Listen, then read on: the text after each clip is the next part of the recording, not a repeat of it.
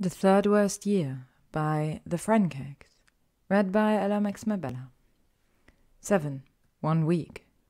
It took time to sober Draco back up. The Slytherin trio worked in shifts taking care of their friend, nursing him through withdrawals and back to sobriety. With the help of magic, they cleaned up his place and washed away the stench of vomit and stale liquor from the floors. They hugged him through the shakes and sat on the bathroom floor with him when his stomach revolted against the change. Pansy let him sleep with his head in her lap and played with his hair while the boys restocked the fridge with real food. At some point, Theo had declared the kittens creeped him out and took down the calendar. Finally, in the middle of one night, Draco awoke with his head on Theo's chest and with Blaise curled behind him. Pansy, on Theo's other side, curled into his armpit and hugged close. Even in their sleep, they looked worn out and exhausted, but they all held each other tight. He thought about moving and extracting himself from the warmth and safety of his friends, but the thought that this could be the last time he ever felt so loved kept him from moving. Maybe he didn't know true love, but he knew this love, and he was going to soak in it until the end. 3. Draco, thanks for the donation. Got the new sanctuary section all set up for your new body. It's got a lake view and everything.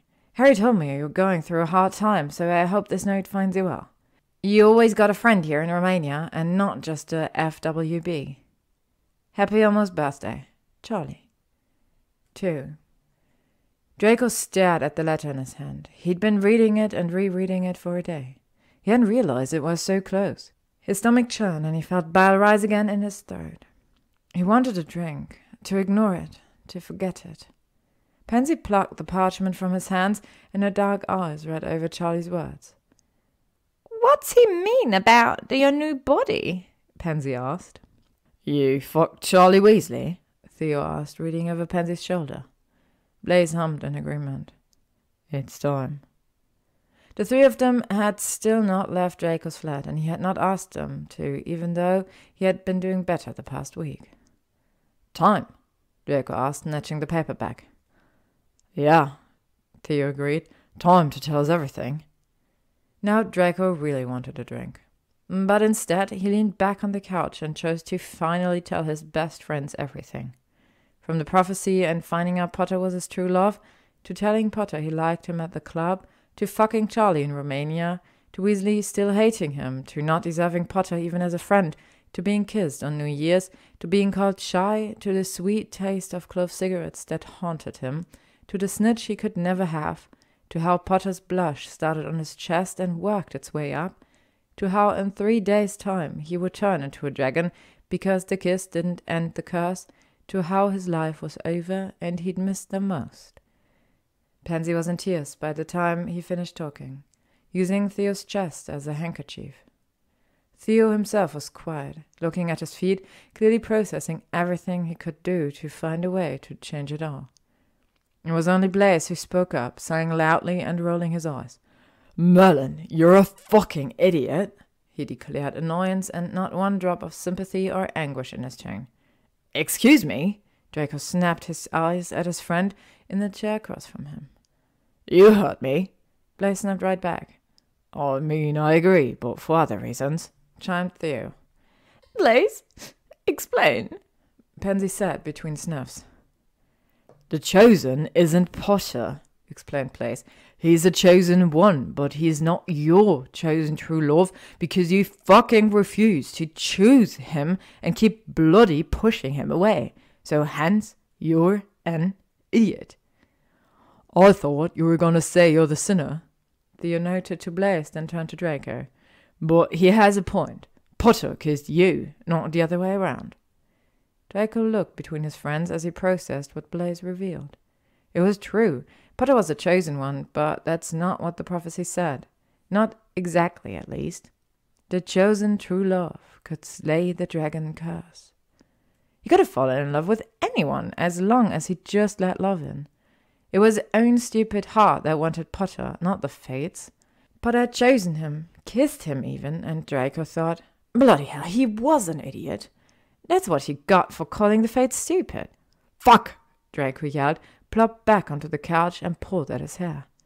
You told him you liked him and then fucked his best friend's older brother, Pansy gasped. I thought he didn't remember, Draco groaned, his hands moving from his hair to covering his face as the pieces fell into place. He thought back to their fight when he returned from Romania. He threw it in Potter's face that he fucked Charlie. No wonder he was pissed off. Clearly he did, scoffed Blaise. Draco peeked through his fingers to glare at his friend. Sometimes he liked it better when Blaise didn't talk, mostly because Blaise was always right. Fuck! Draco repeated. Then he kissed you, and you thought, let me quit and go on a raging bender and fuck half the wizarding and muggle world, Theo added. It wasn't half, scolded Draco. You fucked Astoria, and that was enough, Pansy groaned. Is that why she slapped me? Draco asked innocently. Shit. They all leaned back into the couch and chairs, thinking and processing the news that could have been figured out almost a year ago. Draco's silver eyes travelled from friend to friend to friend, concern on all their faces, hearts breaking from learning they were losing their friend. He thought about the prophecy, about choosing love.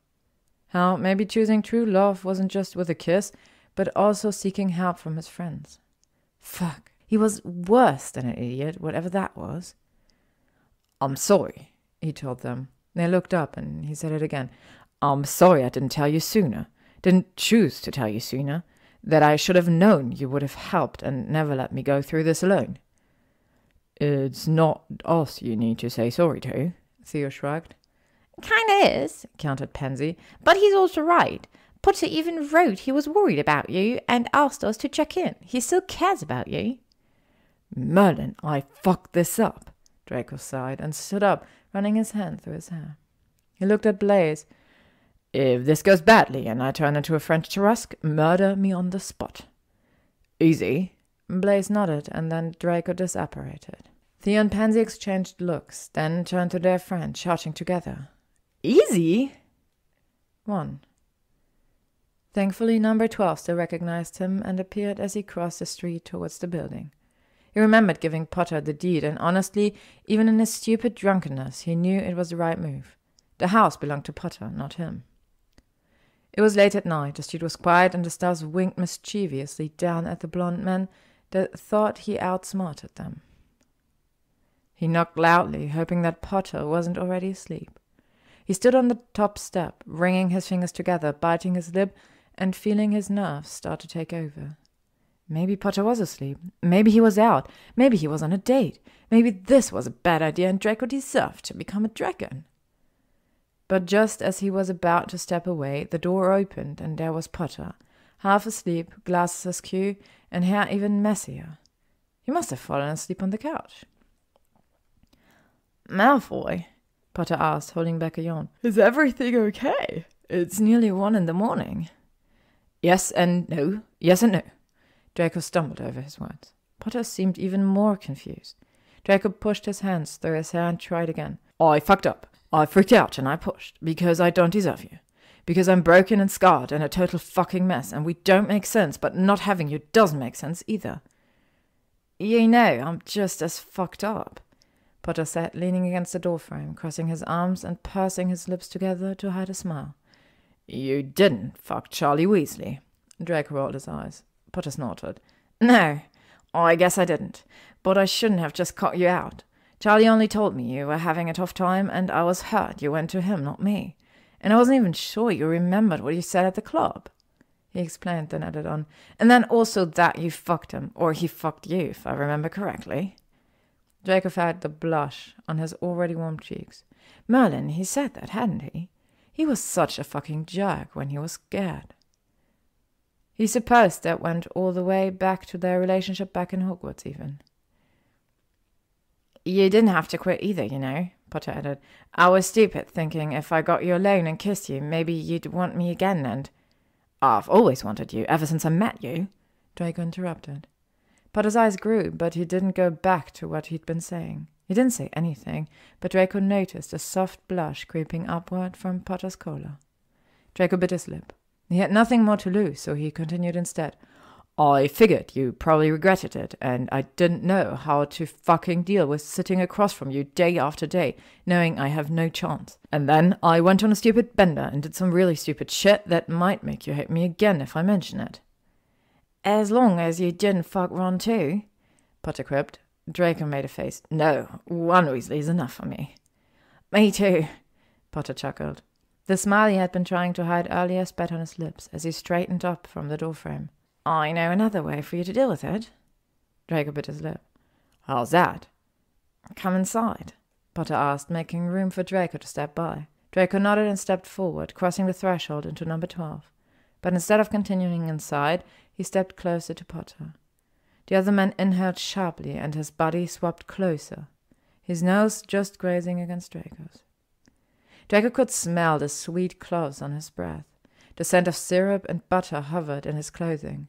His hands clenched with the need to touch. He closed his eyes, thinking of everything that was holding him back, and that told him he wasn't allowed to have this. He thought of the mistakes he made at Hogwarts, the ones he could never say sorry enough for. He thought about the lives he ruined. He thought about the lonely nights and the way he was just happy to sit across from Potter without having anything more. He thought about all the times he told himself he didn't deserve love and happiness, that his inner demon told him he was a Class 5 extremely dangerous and murderous monster. And then he let it all go. He took a breath and decided it was time to forgive himself too. He decided to kiss Potter. He was choosing this, them. Lips touched lips, and muggle fireworks burst inside of him. His hand reached out and found Potter's waist, moving around the other man and pulling him closer than he'd ever been, asking for forgiveness instead of just permission. He tasted the sweetness of cloves, then was consumed by it when Potter opened his mouth to his. Potter's arms wrapped around his neck and got lost in Draco's hair. Together they moved farther into number 12, knocking into a heavy 12-foot umbrella stand and nearly toppling over. They held tight to each other to keep upright, but their bodies betrayed their true ones as they ground against the other. Potter's hands moved quickly, moving down to Draco's jumper and tugging it over the blonde's head and tossing it somewhere in the dark distance.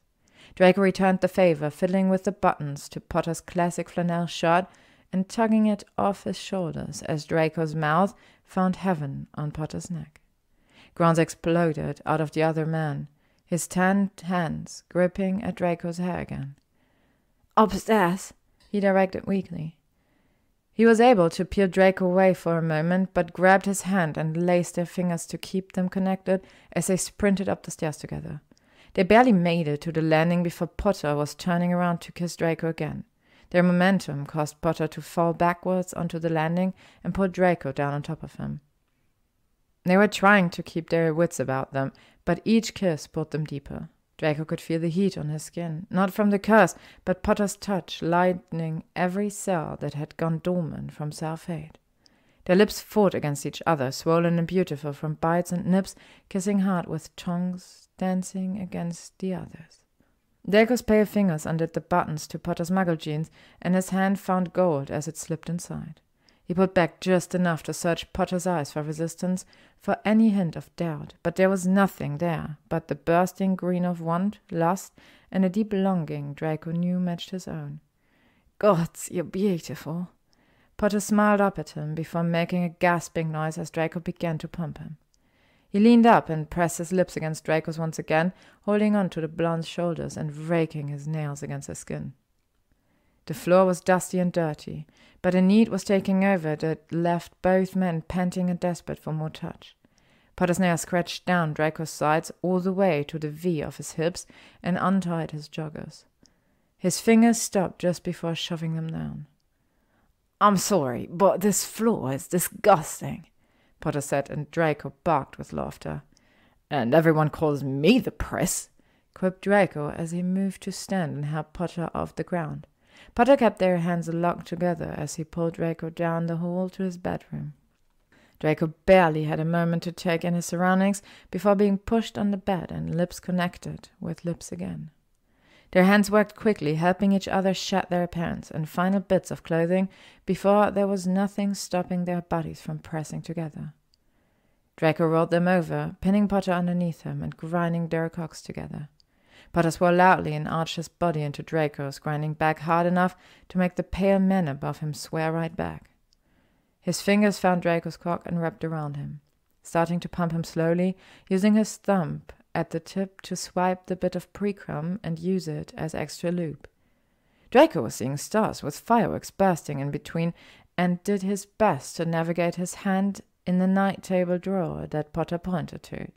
He fumbled around and finally found the lube Potter mentioned between kisses. He found his wand next, using a cleansing spell quickly before applying the lube to his fingers. As much as he wanted Potter, he took his time, teasing the right spot, circling with his fingers before pressing inside and making the men under him moan his name. He moved slowly, letting Potter relax and adjust before adding a second, and began to move them together. Potter arched against him once more, this time moving to wrap his legs around Draco's waist and grind together again. "Fuck, Potter, be patient," Draco muttered, because he was starting to lose any of his own patience when being touched this way. "You try wanting this for years," he shot back, making Draco laugh, and then kissed the man all over again as he moved to position himself. "Try for over a decade," Draco confessed, making Potter smile even while drenched in lust. Every emotion and feeling welled up inside of him as he pressed into the man below him. Their hips tilted together so that he could sink so deep he felt consumed. There were so many adjectives entering his mind that it was turning to putty. Heavenly, perfect, home. Draco opened his eyes to see green ones staring back at him. Potter's breath was shallow as he adjusted, slowly rolling his hips to get more and more to sink into him, but there was a smile still there. He looked like he melted. That was where he belonged. He looked like love. Draco smiled back as his own self melted and combined with his childhood foe. He moved one hand to cup Potter's face and leaned down to kiss him softly, tenderly, to love him deeply with every year that built between them. They didn't have to say it for the switch in the universe to finally flip.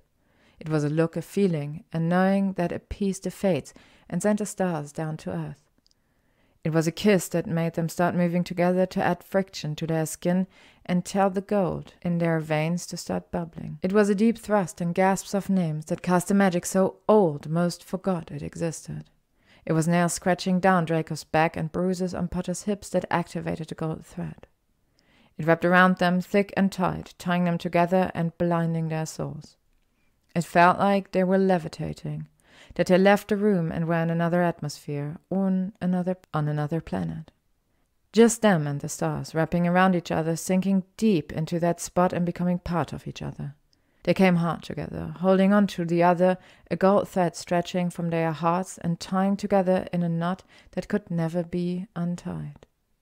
Draco was panting hard, his hair glued to his forehead from sweat, and a cool chill rushed over his skin that he had not felt in months. He opened his silver eyes to look at the man beneath him. His golden tan skin glistening with sweat, and his breath just as labored. There was stick and sweat gluing their bodies together, but neither moved to reposition. Even as they came down, Draco didn't pull out, nor did Potter unwrap his legs. Instead, they just stayed there, together, smiling, loving. "I'm sorry for ever hurting you," he whispered softly. "I'm sorry too," Potter said, his fingers softly tracing the Sectum Sempra scar that started on Draco's collarbone and moved across his chest. Draco took hold of Potter's fingers and kissed the tip softly. In turn, Potter leaned up and kissed Draco fully with a true love's kiss so tender it slayed a dragon. 0. Morning sun drifted through a crack in the curtains, awakening Draco to an empty bed. Slowly he peeled himself from under the covers and found his joggers on the floor. The night had continued into the early hours, more kissing, more touching, more learning and discovering. He shuffled from the room and down the dank stairs, chuckling as he found his and Potter's shirt thrown over the railing. His body was sore from when he did let Potter bend him over the dresser, though he would not be telling Pansy about that. Number 12 looked like it had been attempted to be cleaned and brightened up, numerous times even, but it still had the shabbiness of an old pureblood house that rotted from too much dark magic over the years. "What's with the curtain wall?" Draco asked as he entered the kitchen, finding Potter at the stove cooking the muggle way. He saw 2 coffees set out on the table, a very sugary coffee with milk that was half drank, and a black coffee set with a warming charm. A portrait of Mrs. Black. Yells at everyone for being blood traitor trash, Potter explained as he plated the pancakes and Draco sipped his black coffee.